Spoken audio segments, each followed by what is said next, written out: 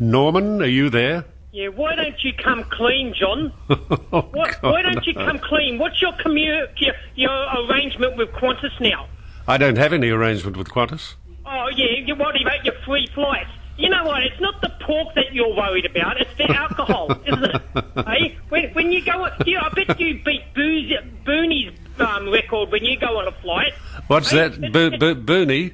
Yeah. Oh, David Boone? Yes. Yeah, David likes a drink, or did. I don't know what you've said. Record, that's all you're worried about, your free booze that you get on when you go Qantas.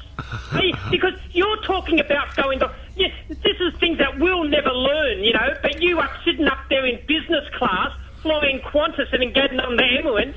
Why don't you come clean? You're just talking about self-interest. Hey, Norman? Yes? What do you mean, business class? Oh, first class, business class, whatever it is, where you can stretch your legs out like you, and you have the little curtain that goes across and keeps us all Norman. And you glitch buggers up the front, you know. Oh, you don't like money, do you? It's not yours. No, you're sitting up the front having your alcohol on your Qantas, and then you get over, you change your flight in the Emirates. That's what you're doing. You're talking about self-interest. You know, you're worried about, you're trying to, you know, get a bit of publicity, you know, get out the race card, you know, get some callers in. But all you're worried about is your alcohol. You know, I'm surely for you, John, they'll let you smuggle some alcohol on the flight, you know, and you can have your little pork, they'll let you do it. Hey, listen, Norman. What? I've asked you this before, I think, but I can't remember the answer. Are you getting help? Oh, look, here we go. Look, listen, they just didn't, Swan just said about the super. Hey, Yeah. people over 300,000. Yeah. That affects you too, John. Now we know why you've been going on about the super over the last few days, isn't it? Hey, you millionaires, the top 1 or 2% of the people. Hey, you people listening, here's the 1 and 2%. Here's the one that is going to affect. So you watch him come out against it, hey? Because it'll affect you and all your millions.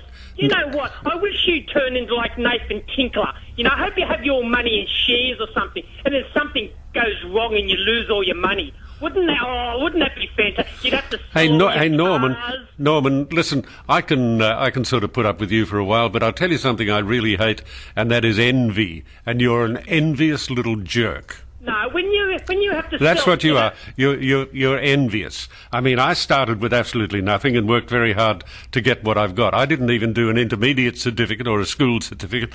I left school when I was about 15 and worked very hard to get where I've got.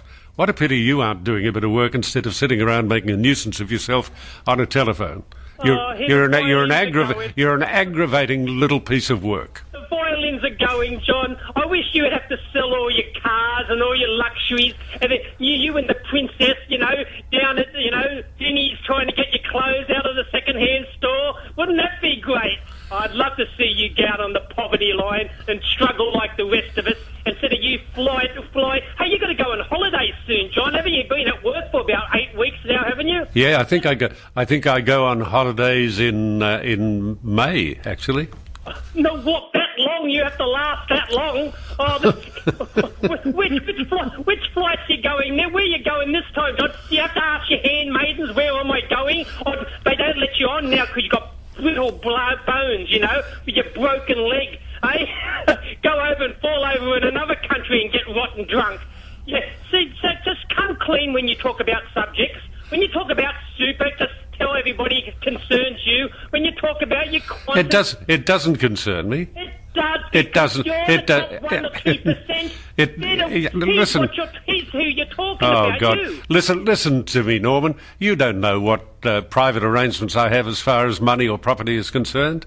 You have no idea. You're really just a nasty little grub. You must have a horrible life. No, you're not a multi-millionaire, and you haven't got all millions tied up in super. That's going to affect you. No, I certainly do not have. Oh, I bet, yeah, John. Yeah, anyway, again, let me say, Norman, it's none of your business. No, you go on the radio, you talk about these subjects, you've got to come clean, especially with, you know, no cash for comment, you know, with your old Qantas things, you know, when you used to go on your flights, your free flights and all that stuff. How do you know? When you're talking about Qantas and Emirates and all that, just come clean and say, listen, I'll be be using Qantas and Emirates when I go on my holidays shortly, you know. I use Qantas whenever I can. Oh, yeah, I bet. I bet you do. And that's why you're talking about it, isn't it? No, the alcohol in the Emirates and all that sort of stuff. No, I'm talking about Qantas because I happen to like Qantas. I happen to like the people who run it. I have a relation who flies an aeroplane with Qantas. I've been associated with Qantas for a very long time. And I, believe it or not, Norman, you little grub, I am loyal to people. Yeah, and you're talking about, a little while ago you said, the Fiat's a great little car. It is. Expensive. Hey, you can afford it, John. You can afford it. I'm sure after all the years doing ads for them, they'll give you a free one. You don't pay for anything. Hey, they'll give you a free listen, Norman, you're getting a bit dangerous now. When you start to say things like, I don't pay for anything, that's ridiculous. Would you like to see the receipt for the Fiat? Yeah, you've got one. You've got one, John. Of course I've got one, you idiot. Everybody out there, he's got a Fiat. When do you get to drive that, John? Today. I drove it today. Oh, yeah, so that'll go, so Monday Fiat, Friday the Fiat, Monday the Ferrari, Tuesday the Mercedes-Benz. I haven't got hard, isn't it? I haven't got a Ferrari and I haven't got a Mercedes-Benz. You say the other day, you can only drive one car, but it must be hard to pick which one you're going to drive. Sometimes, yeah. Sometimes it is. I don't deny the fact that I've got more than one motor car.